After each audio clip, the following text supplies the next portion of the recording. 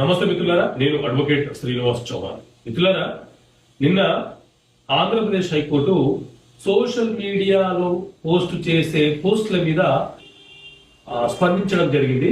విషయం ఏంటి అంటే, ఒక జర్నలిస్ట్ సోషల్ మీడియాలో కొంతమంది పోస్టులు చేస్తున్న వ్యక్తుల మీద, కామెంట్లు చేస్తున్న వ్యక్తుల మీద పోలీసులు కేసులు నమోదు చేసి వారిని ఇబ్బంది పెడుతున్నారని, అది సుప్రీంకోర్టు తీర్పుకు విరుద్ధమని, అలా చెయ్యకూడదు అని చెప్పి పోలీసులకు ఆర్డర్ ఇవ్వండి అని చెప్పి సుప్రీంకోర్టులో పిల్లేసినాడు. సో దీని మీద స్పందించినటువంటి ఆంధ్రప్రదేశ్ హైకోర్టు కీలకమైనటువంటి ఆదేశాలను ఇచ్చింది.